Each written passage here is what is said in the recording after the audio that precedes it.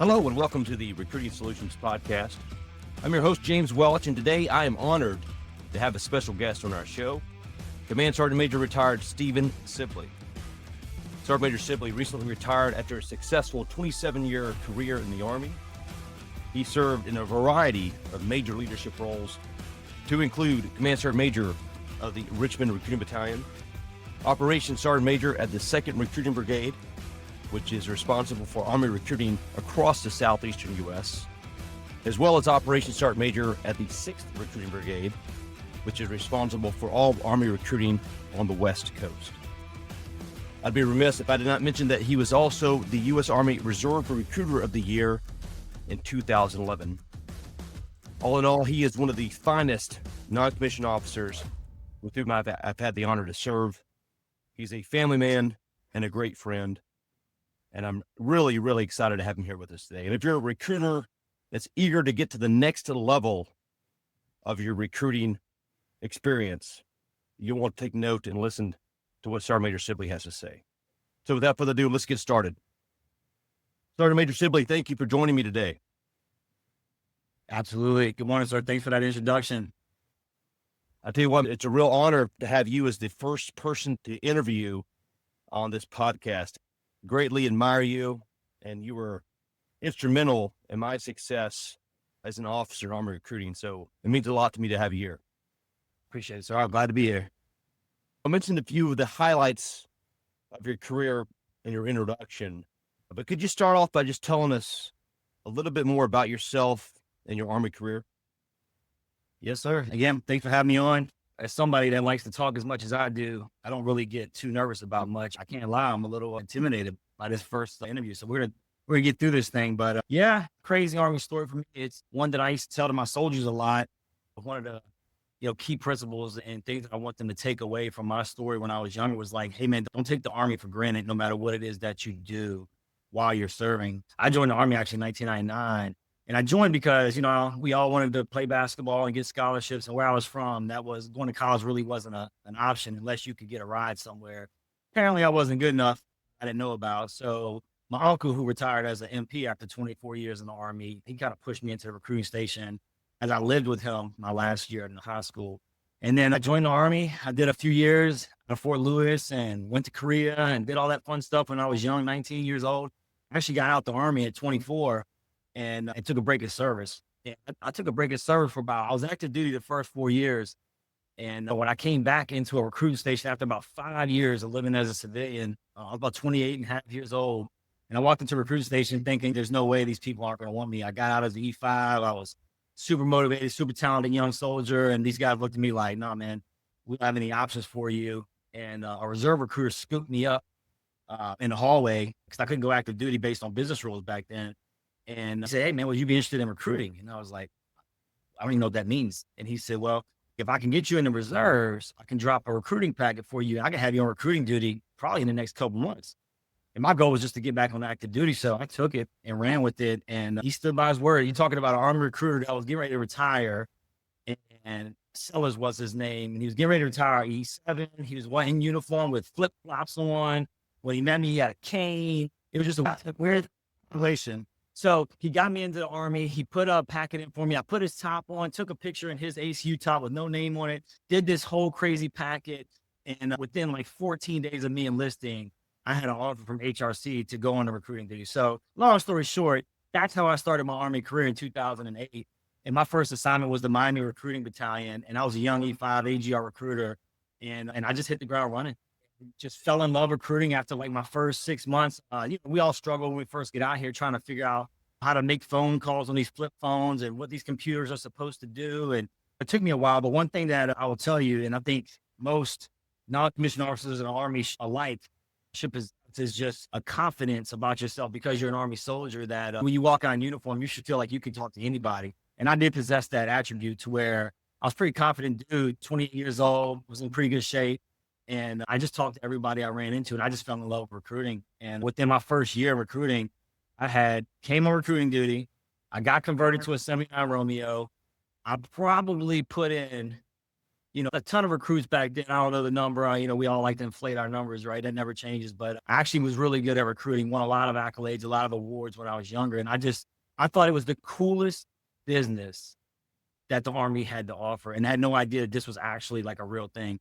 And I'll pause right there. But, James, that's how I got into recruiting, if that answers the question. But yeah, it was a crazy journey after getting out of the Army for 5 years, getting back in. And that's what kind of taught me to say, hey, I realized what it was like getting out as an adult and being into, the corporate civilian sector for about 5 years. And nothing resonated with me like the Army. And so that's why I came back in. So it made it really easy to tell my Army story when I met recruits about, hold on, let me explain to you what you're about to go into as you graduate high school or get into college and what the real world is like versus what opportunities the Army's had to offer.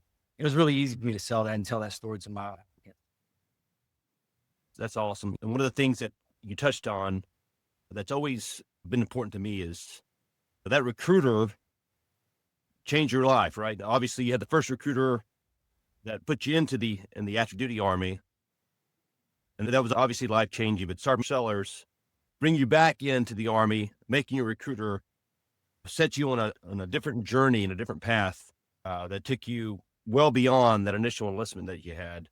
There's no doubt the recruiters change lives, and clearly your life got changed there. But the other thing that I hope all the listeners picked up on, and something that I always admired about you, is your unrelenting passion for the Army. And that shines through in everything you've done. I think that's an important attribute for any soldier, but particularly those in recruiting. You have to have a passion and believe in the product that you're selling.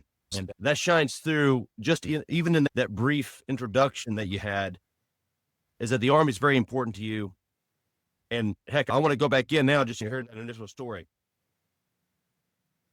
Yeah, well, I'll tell you, I think that it's, when that, and everybody always asks that, what would be the one thing that you would tell a new recruiter out here that's out here trying to get after it and, just is failing or is just struggling, or you got to find something you're passionate about, man. Because I'm going to tell you right now, these applicants are smart.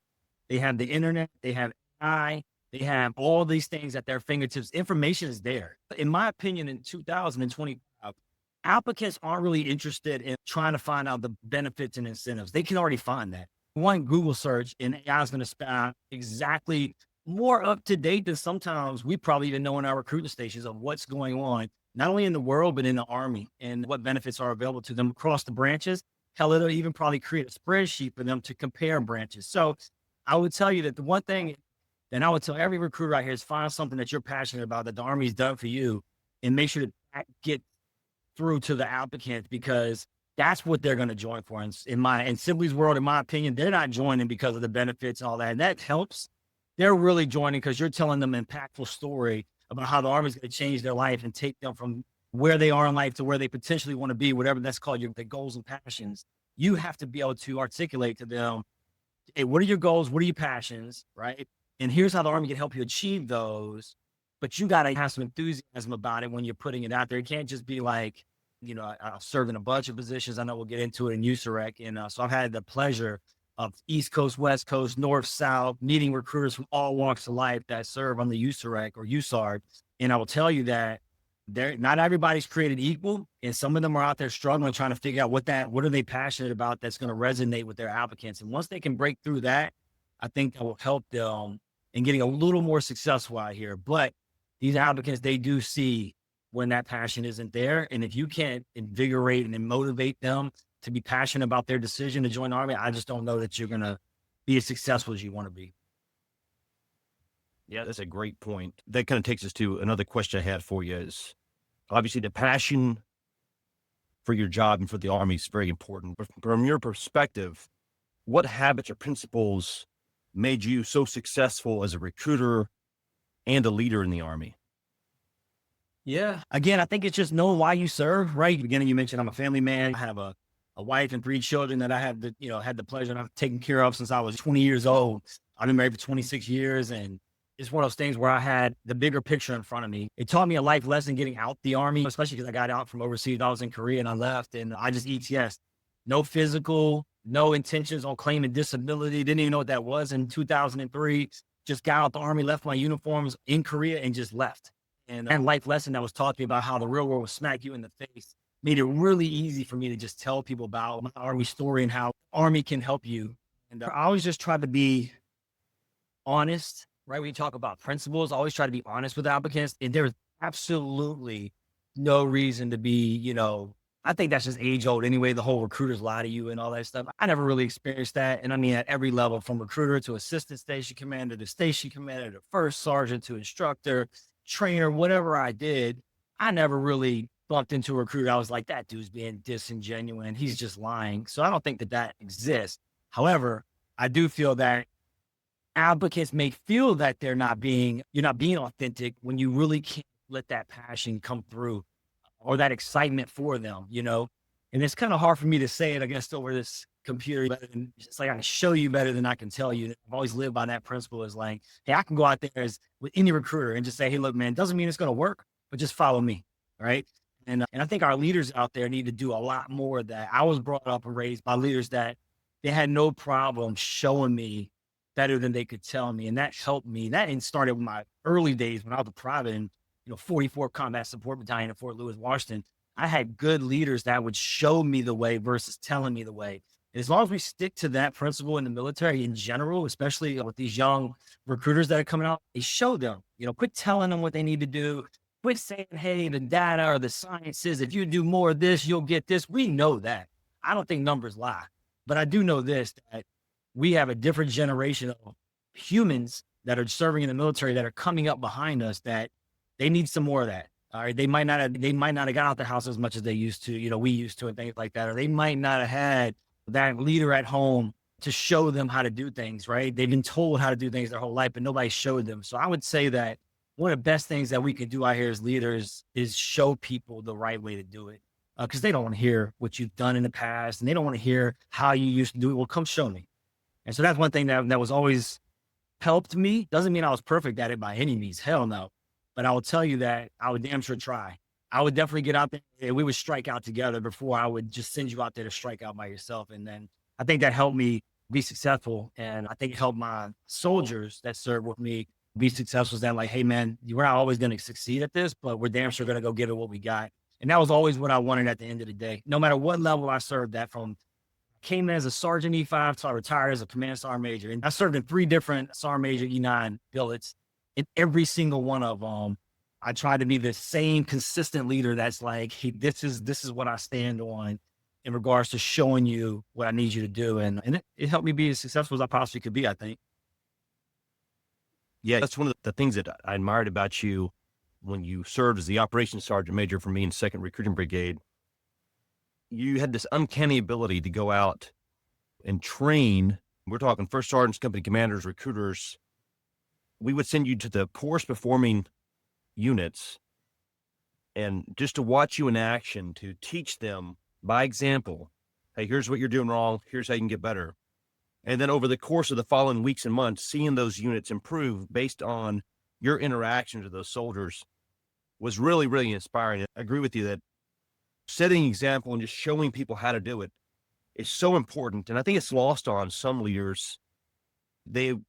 I'll tell you what to do and you go do it, but it's a huge difference when you have someone with experience rolling up their sleeves and getting out there with you and showing you how to be successful. And that's, I think, one of the hallmarks of your success. And the other thing that I mentioned earlier, but as a brigade commander, I might be dealing with a challenging issue, maybe a soldier issue, maybe a recruiting issue, whatever it might be. And you never failed to come in with this level of energy to pick me back up and help me get back on track when I otherwise might have just been downtrodden. So where do you get that daily energy from throughout the course of your career and even now, where you just, when you show up, man, you were showing up and ready to get down to business. Some people can't do that. How do you do it? It's a good question. And I appreciate you saying that on this podcast, but I will, for whoever decides to listen to this thing, I can assure you it wasn't 100% of the time. I tried 100% of the time. But one thing I learned quick is that as much as I want to pick somebody up and get them rolling, I'm going to need that same energy reciprocated back, and that's the kind of climate that you try to build as a leader, right? Is that, we're all bouncing off each other. We're all like, we're going to have good days. We're going to have bad days. But when you're trying to create a culture with winning attitudes, which has always been your thing, right? You pushed that on us just as much as we motivated you. You know, you came in every day with that same energy as a leader. And I had a bunch of leaders like that. And then I had some that weren't like that. And the climate will show. It will reflect. Your soldiers and your climate will be a direct reflection of your leadership. So you always had that intensity, and we knew we had to match it. And I didn't want you to outwork me. You didn't want me to outwork you. And I think if you could create any level, from recruiting stations, small 3 people, you know, to a brigade headquarters or USREC headquarters for that matter, you know, we need that energy. We need that energy, and we got to pick each other. We got to all understand that when again, it's all about serving with purpose, right? It's about saying, hey, yes, some people's purpose is strictly their house, right? But some people's purpose is, and I learned this, back to my story, I learned this because I stopped taking the Army for granted when I got out. So for me, it's a little different because of my story. When I got back in the Army in 08, and that freaking recruiter in flip-flops and just did not look like the soldier that was on the picture on the wall, like his heart, his mentality was still there, even though he was transitioning out, he was retiring medically. He was still passionate about trying to help people, which is what he did for me. Didn't matter what he looked like. So, you know, I learned, and that's where I got all of my mentality from. That said, hey man, you know, and I've said this to every soldier I've ever came in contact with, like, the Army doesn't owe you anything. Never forget that. I made a post when I went and got my DD-214 about a month ago, and I put a post on LinkedIn, and it wasn't like a bad post, wasn't meant to be a good post. It was just meant to be a post. And it was like, I walked out with my flag in a box and my certificate unframed. And I wanted to see how the people took it. And it was like, hey, listen, you know, 22 years and this is what I got, right? That was not to mention to throw any shade at the military, because I followed that up with, but understand that this is all I really deserved, right? I served, the Army gave me a paycheck, gave me benefits, took care of me and my family for 22 years. That's all they should have to give me, is a thank you for your service. And now you move on, and then the next generation comes in behind you. And I never took the Army for granted after coming back in 2008. And I made it a point to say, I'm going to give it everything I got, because I really understood and realized what the Army does to us and our families. And that's just, and I mean that so wholeheartedly. And so because of that, I was able to lift that. And I think that's where a lot of my energy came from every day, was that, hey, listen, you know, I need this paycheck. I need to take care of my family. I don't want to lose it. And all about the way, I want to be the best at what I'm doing. And it didn't always work out. You know, I love to, you know, everybody wants to come on and think I was so successful at every level. And I mean, yeah, I think I might have experienced success at every level, but it all had its challenges and it had its up and downs. And for anybody out there that's just having like, you know, like, this sucks. Recruiting sucks. And I know it's different. Things have changed. It's not the same recruiting that we all grew up in. It's not. And things are complicated nowadays. I think recruiters are struggling with that. And what I would tell the leaders out there is, get that burden off of them, right? Get that burden off of these young NCOs. They're young. They got promoted fast. They may have done 1 year at one job, got promoted. Now they're sitting in your recruiting station, you know, trying to show some passion about the Army, when in reality, they might not know too much about the Army. So take some of this weight on these burdens off of their shoulders, put them on your shoulders as the leaders, and then train these NCOs to be good stewards of the Army profession out on these streets, and just be passionate about what they do. They need you to teach them that. I promise you. Some are going to have it. Some are just going to be natural winners and natural athletes and all these things, but some aren't. And when you're trying to create a culture and climate, you need everybody bought in. So it is a challenge. And I know that's a challenge for everybody out there, but that's what you got to do, man. You got to show up. It didn't matter my rank, my grade, my position. I was going to show up every single day until, like I said, July 28th, when I picked up that 214. You know, I didn't forget about the Army, and I have no ill intent or disdain for anything in my career. I'm done.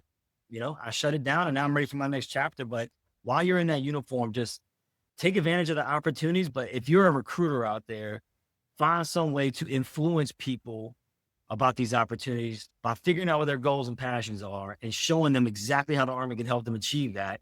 And then they'll want to join. But they're not going to join just because you lay out a book in front of them and say, here's how much you're going to get paid. I promise you. Yeah, that's powerful.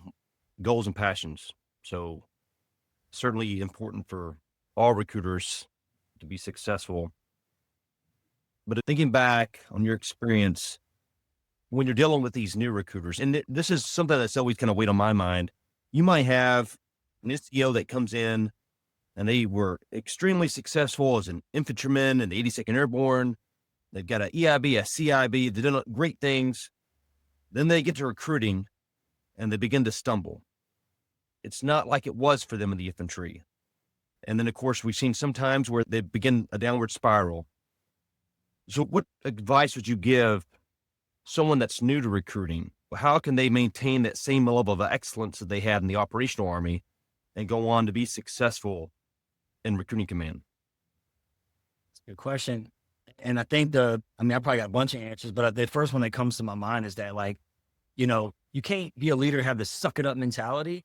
You can't be like that. However, there does come a point. I learned this actually when I was a first sergeant. It was some of the most challenging instances I had with NCOs was when I was a first sergeant, because I wanted to just, I had almost 60 soldiers out there. I had a big company out in Southern California where they put two companies together by the time I got there.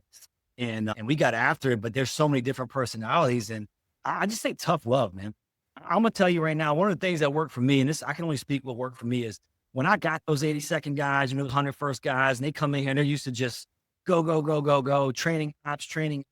And now they're sitting in a recruiting station, drinking coffee, trying to make phone calls, and they're lost. I mean, it's tough love. You gotta pull out of them what inspires them. Like, what, all right, I got it. Like, is it PT? Is it letting you eat lunch at your desk because you like to meal prep and you don't want to be on the streets? Is it like, what is it that makes these individuals tick? And as leaders, we all struggle with it, right? It's not that we're going to have our favorites, but we tend to lean on the people way too hard that are being successful. That is an age-old tale in USREG, is that the ones that are successful, we just continue to lean on them, and we kind of start to avoid the conflict, is what I call it, with the NCOs that need a little more attention. And they might be a little rough around the edges, and some of these young leaders might not know how to go boot to boot, with these NCOs. But you have to address the conflict. Counseling can't just be on paper. You got to pull these people in your offices. You got to have daily conversations with them. You got to find out what makes them tick. And I don't mean, hey, how's your family? No, I mean, what's up? How's your day? What's going on? What have you been doing with your life? How can we make this experience better for you? Ask the hard questions, man to man, woman to woman, whatever, and say, hey, how can I make this experience, a little more enjoyable for you? Also understanding that, hey, man, you have a job to do, and my job is to enforce the standards around here of you doing your job, and that's just going to be the way it is. So it's the tough love aspect of it, where I found a lot of thank yous, and I appreciate that. Not at the time, but they always came back. And if anybody that knows me listens to this, they're going to know exactly what I'm talking about. We had those behind the door conversations where maybe it got elevated both ways, maybe it didn't, but we all came back to the table better for it, because we're like, hey, we aired it out. We understand that there's a job to do, and I'm here to support you as your leader. I need you to support me as my subordinate, and together we got to go achieve these results. And we got to understand that failure is an option, right? In the operational Army, there's a lot of missions that come up that everybody understands that failure is not an option. Like, if we fail, we die. In recruiting, it's not going to be that serious. However, the mission is just as important. You just got to understand those young guys that are coming out here. My advice to them is understand that, like, hey, this is now your mission. You're not in the 82nd. You're not in the 101st. You're not in any of these units, right? You're in USARD. You're in recruiting, right? So now I need you to figure out real quick how to be really good at this job. If anything you need, I'm here to support you. It's hey, man, James, and it's a tough truth. Just some aren't going to get it. Like, some are so introverted and so, just shy, I guess, that they don't have that. They have passion for things. They just don't know how to articulate it to other people, because they just, the way they are, the way they were born and raised, and that's okay. You got to figure out how to find their strengths and weaknesses and how to capitalize more on the strengths and help work on the weaknesses. You have to. And the only way you're going to do that is being an engaged leader, period. No matter what level you are, you have to be engaged, and you have to be, in this business, you have to be a people person on the streets and inside of your offices. You got to know your soldiers. So that was long-winded, I know, but I could talk about that kind of stuff for days. I think you're absolutely right. And it's the two things that stuck out to me is, number one, the engaged leadership. The most successful leaders I've seen in recruiting are the ones who get out from behind their desk. You've got to be everywhere on the recruiting battlefield to understand the environment your recruiters are facing, to watch them in action, see how they're doing. Maybe they're really good. Maybe they need some work. But if you're not out from behind your desk, you don't get that perspective. And it's easy to just stay on the computer all day and look at data and tell people what to do. But in my experience, that's not very effective as a leader. The other thing you mentioned that I think is very important is that failure is not an option. You think about all the other operational jobs we have in the Army or throughout the military. We would never say, oh yeah, it's okay, you didn't make your mission. oh, you didn't take that hill like you ordered to do. We would never do that. And I think we have to have the same mentality in recruiting. You have a mission. By God, you're going to do what it takes to make that mission, as long as everything's morally and ethically right. But just to accept failure, I think it's a recipe for disaster in recruiting. And to caveat on it. So what else I want to mention and making sure I'm clear about it is nobody listening to this podcast is always going to make mission. So just go ahead and accept that right now, leaders, and understand that you're going to face challenges. It's what you do in the face of those challenges, right? What you do, how is your climate? And that's what I'm going to tell people. So even back to when I ran 3 different recruiting stations as an AGR NCO. And I ended up running their small unit recruiting when they converted back in the day. I had 3 buildings. I had about 27 soldiers. Mission was almost 25 to 30 a month. Some months we're going to write 15. And guess what? Everybody's going to act like the world just ended. Sibley and his team did not make mission. And that means the Denver Battalion will not make mission at that station because we were the station. If we didn't make it, nobody was making it. And so how did we deal with that adversity was that we already had a climate built and we already had a culture of winning. Like we won. Everybody knew we were the best station. Our NCO got all the awards. But on those rough months, we just knew, hey, did we put in the work? Where did we fall short? I would do my analysis as a leader and say, hey, this is what I think we did, and this is where we fell short. But guess what? We did everything we were supposed to do, and we sucked it up. We didn't end people's careers. We didn't belittle our soldiers that didn't perform. We didn't do that. We just said, listen, man, this sucked. But next month, we just got to bounce back. And that's what I want people to understand is that I don't care what level you're at. There's going to be months that you're going to be tried because you did not make it. But that does not mean that you and your soldiers, you can't let it be because y'all didn't come to work and put in the effort. That's what I want you to understand. If you didn't make it, but you came in and did what you were supposed to do every single day, okay, fine. All right, the Kansas City Chiefs look slow. I think they look fatigued, but guess what? They're looking for a 3rd championship. They're going to figure it out. The coach and that team are going to come together because they're already bred winners. So they'll figure it out. And so that's what recruiters have to understand is, hey, man, listen, there's going to be good months. There's going to be bad months. But you got to show up and you got to bring that same work ethic and intensity every single day for the 3 years that you're out here. You know, I used to tell my soldiers, man, take 5 to 10 days of leave per quarter, right? You get 30 a year. So balance it out, 5 to 10 days. I used to make them take leave. I had a tracker and I made them take leave because you're going to get burnt out here. It's going to get redundant. There's no extra excitement out here. It's the daily grind, but you got to take that leave, regroup. And I made them take it every quarter. So I knew they had a chance to balance their life out and come back to work. But there's going to be ups, there's going to be downs out here, and nothing's going to change that no matter how great the people around you are. They're going to be bad days. That is well said. And I think you're spot on. The winning attitude and the ability to bounce back from adversity, absolutely critical, regardless of what your job is, but particularly in recruiting.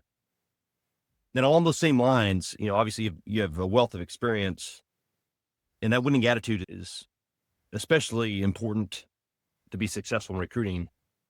But what are some of the common mistakes that you saw recruiters make that they should have avoided, or things that led them in the wrong direction during recruiting? That's a good question. I think the main thing is, you know, do routine things routinely, right? In this business, at every level, I would tell everybody I came in contact with, no matter what my rank was at the time and what position I was in, was that like, hey man, one thing you got to understand is that this business is about routine. It is about doing routine things routinely and understanding that you're going to do it the whole time you're here. So I felt like people try to change too much, right? People try to like, oh, this didn't work, so I got to go try this. Or this didn't work, let's try that. And it gets so obnoxious to me when I was out there. Like, listen, man, even up to when I was a CSM and I would go to a station and talk to Sergeant whoever, I'd be like, look, dude, what you're doing right now, Sergeant E5 Sibley did that. It hasn't changed. This business is a sales-based organization. And if you think about people out there selling cars and people out there selling insurance, it don't change. It's a rigorous routine that they try to perfect while they're in that position. And that's what these recruiters have to learn to do, is that accept where you are in space and time and get good at doing the routine things, because it's not going to change. And I think that was for a lot of people. They would get the picture, but I think some people probably thought I was just obnoxiously lying. Like, no, man, there's no way that I got to do this for 3 years. I'm like, yeah, you do. And yes, so there will be some subtle changes, right? Levers will open up, right? youth SAR will say, hey, listen, man, we're going to change this now. So instead of this test score, it needs to be this test score. Those type of things, you'll have to adapt. But that's for your leaders. That's their challenge. It's for them to adapt, because out here, your job is to prospect. You are all about lead refinement, prospecting, and then getting them into the applicant stage, and then letting your leaders take them through the next phases of the enlistment process. When recruiters really get down to it, understand that, hey, man, I'm not paying you to drive future soldiers around. The Army's paying you to go out there and prospect, right? So build the best plan that you possibly can, and just understand that that's going to be your plan. As a CSF, I had a playbook. I built this playbook for Richmond Battalion. And when I first got there, of course, like every other leader, it shakes things up a little bit. And they didn't understand. They're like, oh, you're dictating what I do. And I was like, no, actually, I'm not. What I'm doing is I'm laying out a very simple plan for you that's highly executable. And it's the bare minimum. Now, how you adapt to this plan and how you want to make little nuanced changes, we can talk about it, right? Because I was always open for feedback. I wouldn't call them town halls, but once a month I would meet my recruiters online, and everybody was invited, and they could give me face-to-face feedback about how things are going. And if we needed to make changes, we would. But understand, and I'll shut up after that, you're going to have a prospecting plan that you're going to need to execute for 3 years, Sergeant. That's just the bottom line. I need you to execute this. It will change here and there, but the leaders are responsible for minimizing distractions and making sure the NCOs have bulletproof plans that they know they got to execute every day, and you cannot divert from them. Because when you do, you change your routine. We all do PT in the Army. And when you stop your routine of working out, what happens? You get lazy, you get complacent, you may put on some weight, or your diet gets bad. I mean, things just fall apart. But if you maintain your routine and keep those energy levels up, you will always see results, even though you don't see them immediately. Recruiting is no different. It's the same. You're going to see results, but you got to stick to the script. And I think that's the hardest thing for young recruiters to understand. Is like, do I really have to do this for 3 years? And the answer is yes, you do. And you'll get better at it. I sucked at prospecting too, but I could talk everybody's head off face to face. But I sucked at telephone prospecting at the beginning. I just didn't know how to overcome objectives, but I got better at it just like everybody else did. You might not perfect it, but your time here will get easier. You will get better. You will. Oh, if you just stick to the script, you will get better. Just understand, don't deviate from the plan. Yeah, there's two big things that stuck out to me there is, number one, we're doing the routine things routinely. And I would often get frustrated in recruiting where higher echelons, as you mentioned, they would begin to move the goalpost, or, hey, we got to change how we do business. We got to do this, that, or the other. And moving away from the core things that we do in recruiting, which is prospecting relentlessly every single day. It's not big events. It's not advertising commercials. Those things are mildly helpful. But if the individual recruiter is not out prospecting, making phone calls, talking to people, they're not going to be successful, regardless of the market. And that leads back to the other point that you made, is it's a sales-based organization. I was confused when I came back to recruiting as a battalion commander. There was probably about a little over a 10-year gap from my previous recruiting job. And for some reason, the mantra in recruiting was that we're not a sales organization. We counsel people. We don't do sales. And I always found it ironic. It was about that time that recruiting was having a lot of challenges. And I think part of the issue was that we moved away from being the sales-based organizations. We moved away from doing those routine things and stressing the importance of prospecting. So those are excellent points that you made. And I think anyone listening has to remember that. Keep in mind that, yeah, you're in the Army, you're in the military, but if you're recruiting, you're in sales, and you got to come to grips with that. I think that word, like it used to be pushed around to people like it was such a bad word in recruiting. I'm like, I don't understand why, because I know what the point is. Oh, we're not selling them. We're influencing them to start a career with us. And it's like, yeah, but when you're prospecting, it will never change. The process is the same as sales. The interviews are the same as sales, right? At the end of the day, when somebody's selling you a car, they're really trying to figure out what does make you so excited about this car? Why do you want this car? And they got to sell you every little piece of the car. The recruiting is the monster is the same thing. We're just telling them, hey, I'm trying to sell you dreams here, man. Like if your goal in life is to be a mechanic and your passion is, I like to hunt. right?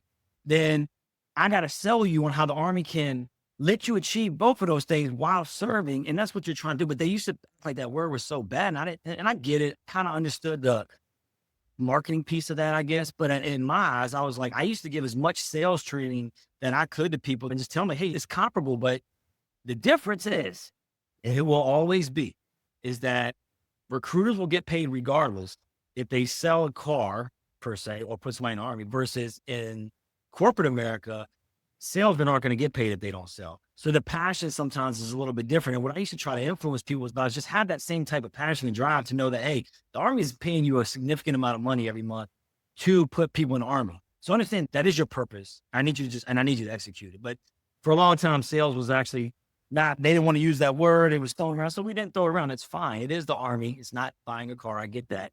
But at the end of the day, the concept, the prospecting, the routine things that we do, it aligns almost directly with sales. Absolutely. I used to say that recruiting is sales. In fact, it's the ultimate sell. You have to be able to sell a way of life. And the way you do that is what you previously mentioned, is understanding the goals and passions of that prospective applicant and how the Army can help them achieve those things. But as you think about sales being challenging, as you mentioned, there's going to be times you do everything right and you may not be successful. So how can recruiters keep themselves motivated when they've done everything right and due to things beyond their control, they don't make their mission? Yeah, this gets into the weeds a little bit, right? And I know this because as I was exiting, there's a lot of things going on in Utah right now, a lot of accountability measures that are being put in place that I don't really want to speak on because I'm not in no more. But I would tell you, don't worry about it. Just put the effort in. Just put the effort in. As a leader, leaders are going to see if you put the effort in or not.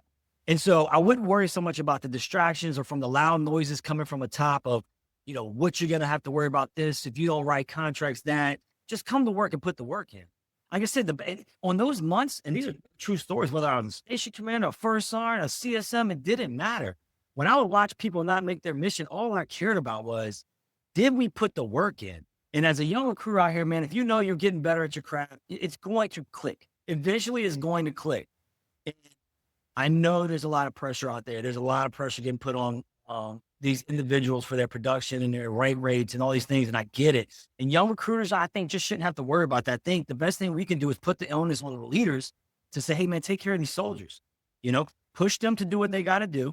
Understand that conflict has to be addressed if they're not doing what they got to do, because then they're going to have too many distractions. And I think the best leaders that we have out there are the ones that can minimize those distractions by putting that weight on their shoulders, blocking it from their NCOs as much as they possibly can, and then moving forward with the mission. I mean, it's not going anywhere. During the 601 initial process that came out, this new thing about, counseling and trying to, groom recruiters to get better through this accountability process, or however, whatever they want to name it, they get stressed out about that thing. And me and my commander probably spoke on that more than anything we had to. And both of us had the same mindset, is that it's not about protecting them.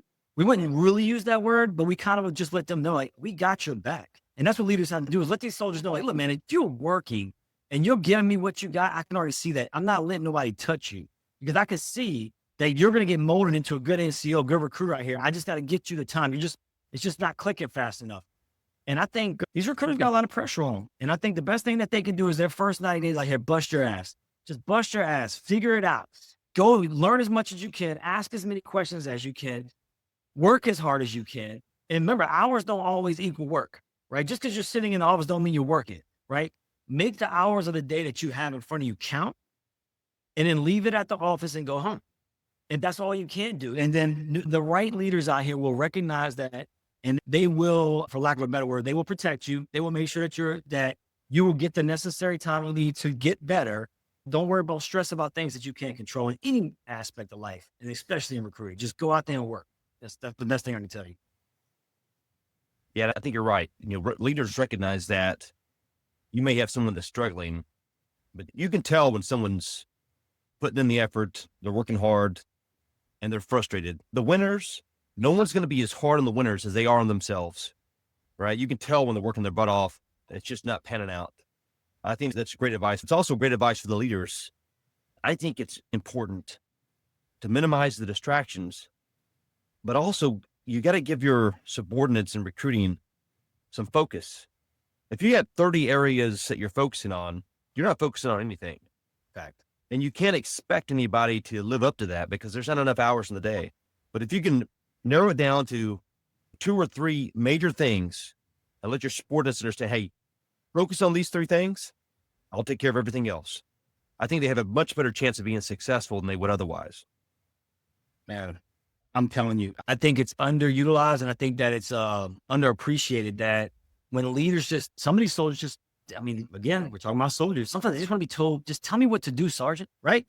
So, and that goes back to my playbook that we put in place when I was in Richmond Battalion, was just like, hey, listen, this wasn't a punishment. I was like, look, I'm giving you, because I think for me, when I was young, when I got here, just give me a plan.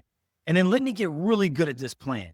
And so for anybody out there struggling that may listen to this, like, that's just, doing what you're saying, right? And you were very hell bent as a brigade commander on just having authentic, relentless prospecting all day, every day. That's all you want recruiters to do. And I think if that message just can't be talked about enough, is that just give me my plan. And the plan we gave them was 8 hours with maybe 1.5 in there of downtime to do whatever planning and things like that, of just prospecting. And when recruiters saw that, I know some of them, they got the wind knocked out of them, like, damn, that's exactly what you're supposed to be doing. From phone calls to the school visits, to the college visits, to the area canvassing, right? To the posting, to all these things that, bring in residual leads and they shape the market. Like, that's all your responsibility is. It's not sitting in here building packets all day. It's not sitting here doing hot seats and driving around. It's sticking to the script. And I think if we could just figure out just how to slow down on the 30 things you're trying to tell each recruiter to do, and just give them a solid plan and make them execute it. And then you leaders put it on your shoulders to do all the rest of the stuff, right? I think that somebody struggling stations, may see a little more uptick in their production by just get a script and stick to it. That's it.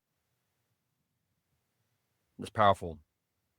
Well, let me ask you this, Sonny. If you could boil down your advice to just 1 or 2 sentences for every recruiter that's listening today, what would you tell them?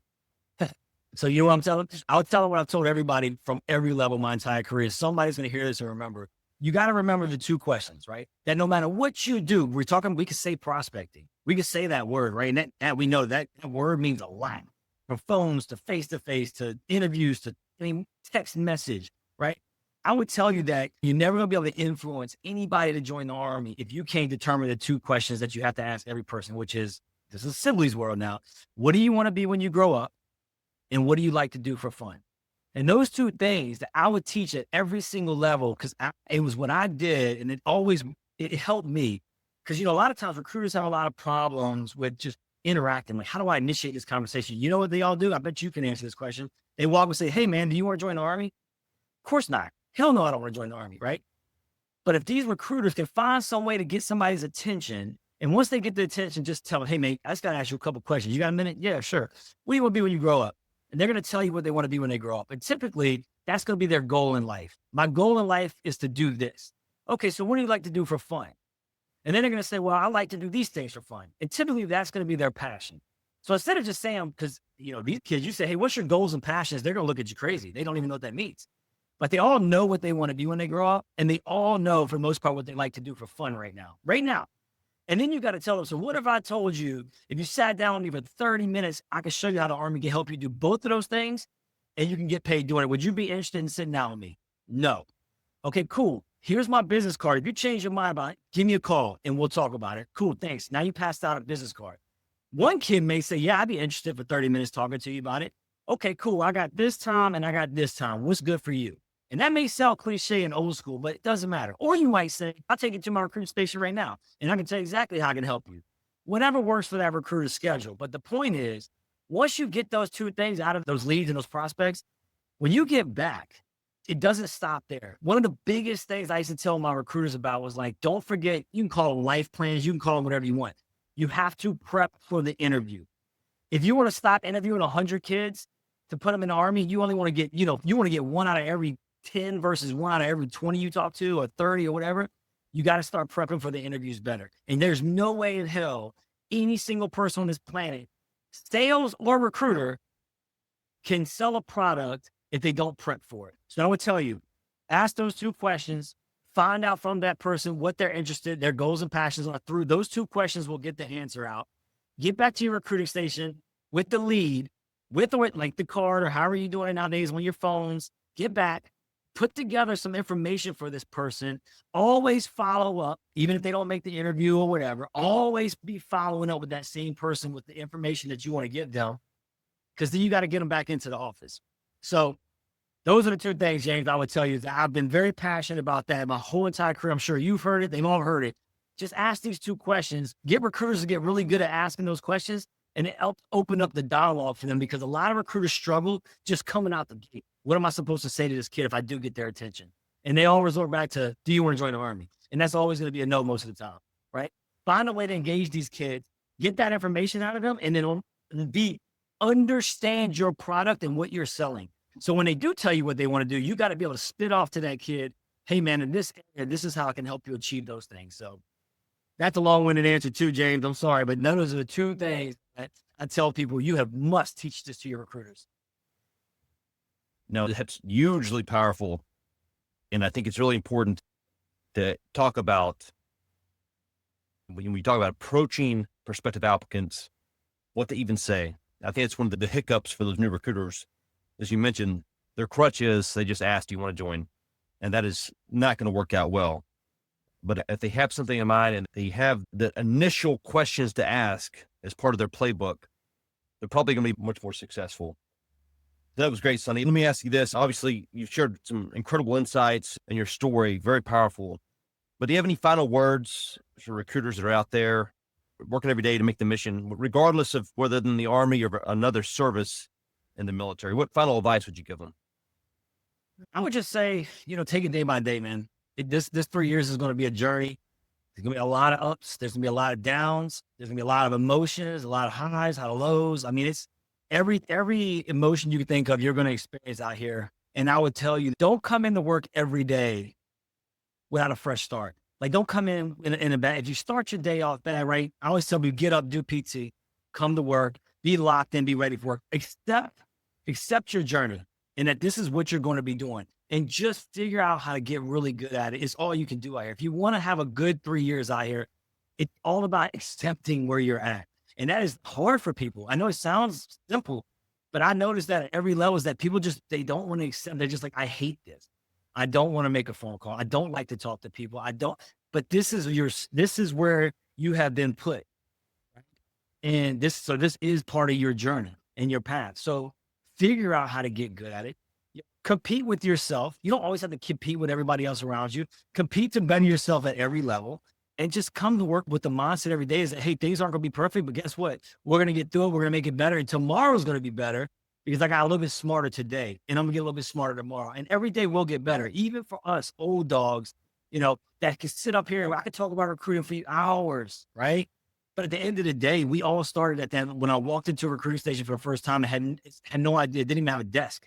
And I was like, where am I supposed to sit? And they're like, oh, sit over there at this chair. You're going to be on the streets anyway. And it's not always pretty. But once you accept it and you start to get better, I found my own desk. I went to the first office, I need a chair. I went to this, I got a desk from this office. And, I got my space. All right, make it your space. Make it the best experience you can out here. It's going to be all about your mindset. Your mindset is what's going to drive you every day. And coming to work negative and, if there's conflict in the station, address it. I mean, the best thing I had soldiers that would always come up to me, even at my leadership positions. If they had a problem, I was always approachable to say, hey, man, how can we make it better? So if you got suggestions out there, man, feel free to confront the conflict, talk to your leaders tactfully, professionally, and say, hey, I think we should do X. But not to get out of work, but to do X because you think that this will work and see if see if your ideas come to fruition. But just accept where you're at, time and space, man, and just be as good as you can be at it is all you can do out here. Because it's going to be either a long 3 years or it's going to blaze by and you're going to have fun the whole time. But I will tell you, lastly, is that the more successful you are, we all know, the more fun you'll have. So at the end of the day, never quit coming to work trying to figure out how the hell can I be successful? Because it's very simple out here. The recruiters that put people in the Army are typically the most happy. And you can do it. You just got to figure it out. And you got to put in the work. They're not always just going to come to you. So that's really all I got on that. That's fantastic. And I agree. It's much more fun to win than to lose, but the mindset makes a difference. If you get the right mindset and you're positive, you're going to find a way to win, and you're going to have fun doing it. So, hey, Sonny, thank you so much for taking time out to join us today. It's been a real delight just to talk to you. I appreciate your experience. I appreciate your friendship, and it was a true honor to serve with you. Yeah, you too, James. I have to do this all day, but thanks for inviting me. I had a blast, and of course, I'd do anything for you. The best brigade commander in the world. I appreciate everything you did for me when I was out there. You took care of me and my family and made sure that my experience was a good experience. And so in return, I paid that forward by working my ass off for you. And I think that's how this business works. I appreciate you. Thank you very much, Sonny. And for everyone listening, thank you for joining us. If you found this episode helpful, please rate and review and subscribe to our podcast. And you can follow me, James Welch, on LinkedIn. And if your team needs any kind of customized training or consulting services based on some of the topics we discussed today, please visit us at recruitingsolutionsllc.com. That's recruitingsolutionsllc.com. And you can also pick up our book, The Art of Military Recruiting, on Amazon. Thank you again for joining us. And here's wishing you less stress and more success on the recruiting battlefield.